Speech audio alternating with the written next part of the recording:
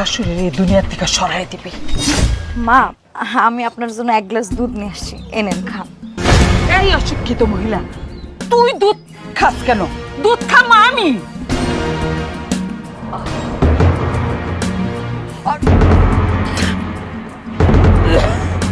আল্লাহ, তুমি এই দুধ খাইছো কেন মা? তুমি জানতো না এটার মধ্যে বিষ মিশানো? তোমার বেতন মাসে 30,000 টাকা? আমার তো বিশ্বাসই হইতেছে না। আম্মা, আপনি তো শিক্ষিত মানুষ, তাও আবার আগেরকার সময়ের মেট্রিক পাস। আপনি যদি বিশ্বাস না করেন তাহলে তো কিছু করার নাই। কিছুদিন অপেক্ষা করেন, সামনের মাসের 1 তারিখে আমার জয়েন, তখন তো বুঝবেন নাকি। যখন আপনার মেয়ের আর আমার মারে নিয়ে আমি শহরে চলে যাবো, ফ্ল্যাটে রাখুম, তখন তো বিশ্বাস করতে পারবেন। একটু ধৈর্য ধরেন আম্মা, তখন থেকে তার আমাদেরকে ছোট লোক গরিব বলে গালিগালাজ করতে পারবেন না। আমার মা অশিক্ষিত বলে যে অপমান আপনি করছেন, সামনের মাস থেকে আর পারবেন না আম্মা। আমার আম্মা শহরে থাকবো। শোনেন, তখন যদি আমার বাসায় কেউ যাইতে চায়, আমার আম্মার পারমিশন ছাড়া কেউ যাইতে পারবে না। আমার আম্মা যদি পারমিশন দেয় তাহলে আমার বাসায় যাইবো। আমার আম্মার তো সময় থাকবো না আপনার সময় দেয়ার, তাই না আম্মা? আমার শাশুড়ি কিন্তু তখন পারমিশন নিতে হইব তোমার কাছ থেকে। হ্যাঁ ঠিক আছে আম্মা, চলো। ঠিক টাইমে চাকরি রয়েছে আম্মা না? দেখছস তোর জামাই চাকরি ওর সাথে সাথে কেমন বদলাই গেছে গা, মায়ের নেউটা হয়ে গেছে। এরকম হইলে তো হইব না। এই সংসার তোরই এই সংসারটা শক্ত করে ধরতে হইব। কিন্তু গ্রাম আর শহর তো এক না। তোর যখন তখন এক জায়গায় যাইতে মন চাইব, তখন কিন্তু তুই যখন তখন বাইরিতে পারবি না। কারণ এই বুড়া বেরি ঝামেলা করবো তোর শাশুড়ি। হ্যাঁ মা, তুমি তো ঠিকই কইছো। আমি তো কখনো এইভাবে ভাইবা দেখি নাই। হ্যাঁ, আমি সবসময় সত্য কথাটা বলি, কিন্তু তুই তো আমার কথার ফাত্তাই দেস না। আমি তোর মা, আমি তো তোর সবসময় ভালোটাই চাবো, তুই বুঝস না কেন? হ্যাঁ মা, বুঝছি, কিন্তু এখন আমার কি করা উচিত কত? কি করবি মানে? মা আর ফুলার মধ্যে যুদ্ধ লাগাইছে। যখন মা ফুলার মধ্যে বিরুদ্ধে হয়ে যাবো গা, তখনই খেলা শুরু, বুঝছ? এই চেষ্টাটা তোর চালাইয়া যাইতে হইব। আর মা আর ফুলার মধ্যে যুদ্ধটা লাগাইলে মনে কর খেলা শুরু হইব, তখন তোর জামাইয়ের মনের মধ্যে তুই জায়গা পাবি, বুঝছ? আমি চাই তুই সুখে থাক, কিন্তু তোর এই শাশুড়ি থাকলে তোর এই সুখ হবে না। কারণ আমি সব বুঝি, আমি মেট্রিক পাস মহিলা। আমি মানুষের চোখ দেখলেই বুঝতে পারি যে সে কি চায়। মা, তুমি ঠিকই কইছো, এখন যা করার আমারই করতে হইব। শোনো, এই কয়টা দিন আমাদের আমার শাশুড়ির লাগে খুব ভালো ব্যবহার করতে হইব, যাতে আমাদের খারাপ ব্যবহারগুলো মুইসা যায়। আর একটা কাম করতে হইব মা, এই যে এই ঘরে যে আমার শাশুড়ি থাকে না, আজকে আমার শাশুড়ি এই ঘরে রাখা যাইব না। আজকে থেকে আমার শাশুড়ি আর তুমি এক লগে থাকবে। এটা কি করলি? এই মূর্খ মহিলার হলে আমি থাকতাম? মা, আমার জন্য তুমি এইটুকু কষ্ট করো না। বিয়েন আহেন, খাইতে আহেন। বিয়ান, খাইতে তো যাবো, আমি সাথে করা কথা আছে। কি কথা? আপনার আর কষ্ট করে এখানে থাকতে দিব না। আমি চাইতেছি কি, আমরা দুই বিয়ানি একসাথে থাকব, সারা রাত গল্প করুম। কারণ আমিও বুড়া, আপনিও বুড়া, বুঝছেন? না না বিয়েন, আমার কোনো সমস্যা হইব না। আমি বারান্দায় ভালোই থাকুন, বরং তো আমার জন্য আপনার সমস্যা হইব।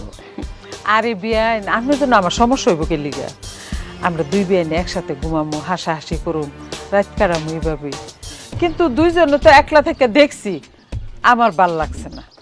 এখন থেকে চিন্তা করছি দুই বিয়ানি একসাথে থাকবো। কিন্তু মা, কোনো কিন্তু কিন্তু না। মা যখন এত করে কইতেছে এক লগে থাকার জন্য, আজকে থেকে আমি চাই আমার দুই মা এক লগে ঘুমাইবো, তাই না মা? আচ্ছা ঠিক আছে, এটা দেখা যাইব নি। আহেন, খাইতে আহেন। মা আসো।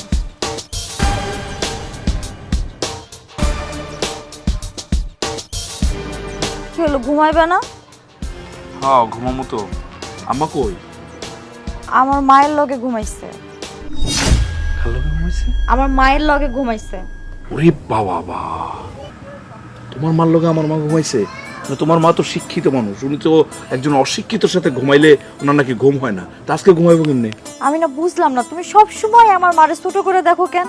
আমার মা এক লগে থাকলেও দোষ, না থাকলেও দোষ। এই যা, আমি কি নিজে থেকে কিছু বলছি?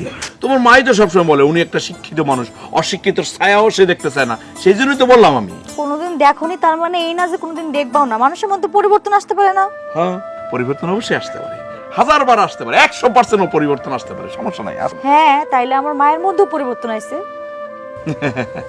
তোমার আম্মার মধ্যে পরিবর্তনটা যে কেন আইছে সেটা আমি বুঝি।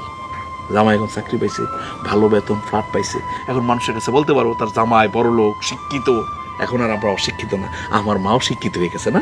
তুমি না সবসময় বেশি কথা কও, বুঝছো? তোর ঘুমানো লাগতো না, আমি গেলাম। আইরে শিক্ষিত, এখন আমার মাও ভালো হয়ে গেছে, জামাই চাকরি পাইছে, আর বেকার না, পরিচয় দিতে পারবো, টিনের ঘরে থাকা লাগবো না। শিক্ষিত।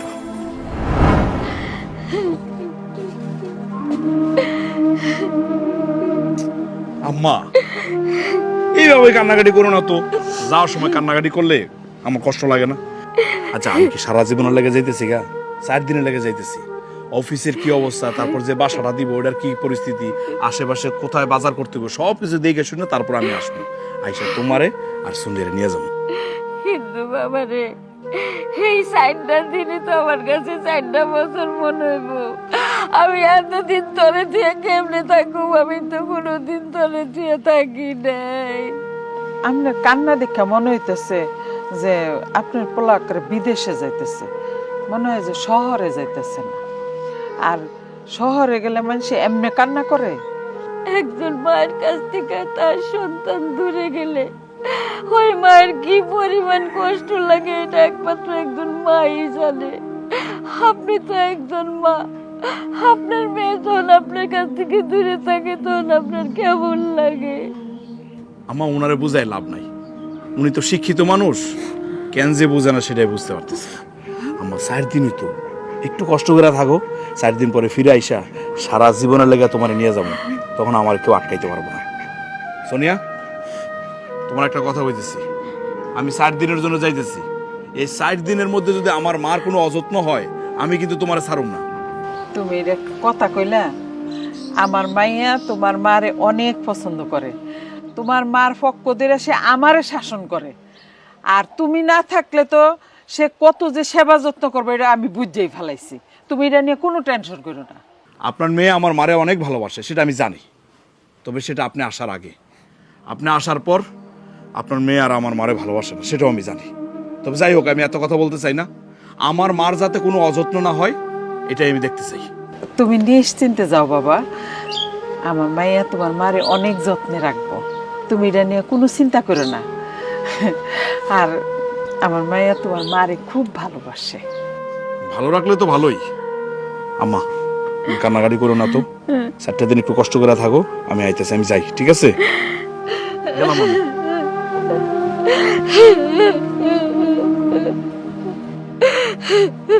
আম্মা, চলেন বিশ্রাম নেবেন। আমি আপনার যত্ন নিলে আপনার পোলার সামনে অনেক কথা শুনাইবো। চলেন তো, ঘরে চলেন।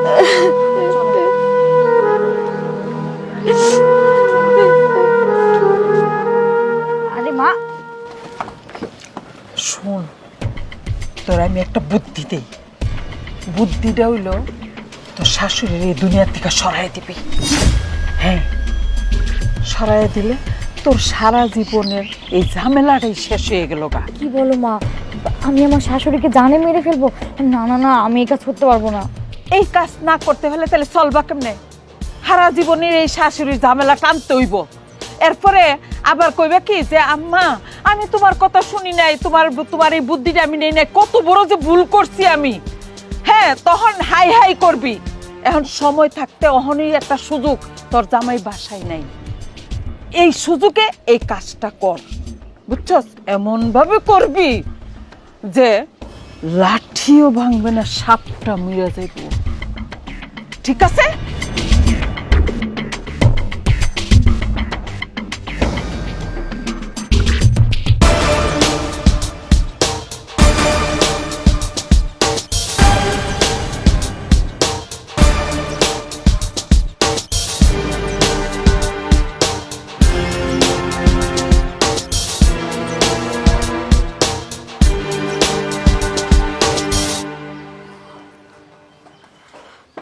মা, আপনি না কইতেছেন আপনার শরীরটা ভালো না কাল থেকে? আমি আপনার জন্য 1 গ্লাস দুধ নিয়ে আসছি, এনেন খান। কিন্তু বৌমা, আমি দুধ খাবো না, খালি দুধ খাইলে আমার কেমন বমি বমি লাগে। আচ্ছা ঠিক আছে, আপনি বসেন, আমি চিনি নিয়ে আসতেছি। ধরেন।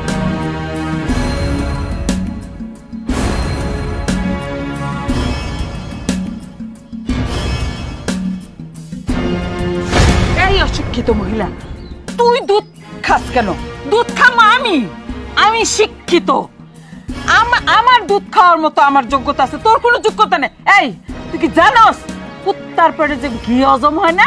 হ্যাঁ, আবার দুধ খাইতে চায়। হ্যাঁ, অশিক্ষিত মূর্খ, দুধ আমি খামু।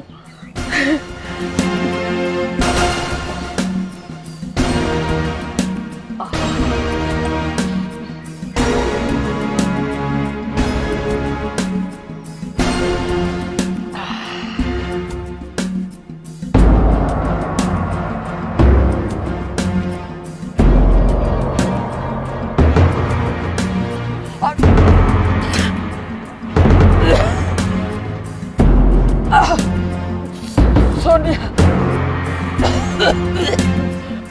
সোনিয়া, সোনিয়া, মা, তুমি এটা কি করলা? আমার গলা। আল্লাহ, তুমি এই দুধ খাইছো কেন? মা, তুমি জানতো না এটার মধ্যে বিষ মিশানো? তুমি তো আমারে বুদ্ধি দিছিলে না। আয় আল্লাহ, আমি এখন কি করে মারে বাঁচাবো? মা, মা, মা, সোনিয়া, মা, ও সোনিয়া, কি কর? ও মা, ও মা, ও মা, ও শান্ত হ, মা, মা, মা, মা, কি হইতেছে? গলা চলতেছে। মা, কি কইলা বৌমা? তুমি আমারই মারণের লিগে দুধে বিষ মিশাইছো? ও মা, কিন্তু আপনি তো মরলেন না, মাঝখান দিয়ে আমার মা মরে যাইতেছে দুধ খাইয়া।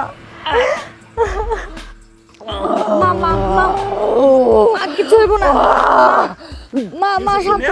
তোমার আম্মা এরকম করতেছে কেন? বাবা রে, তোমার মায়ের দুধের মধ্যে বিষ মিশাই দিয়েছিল।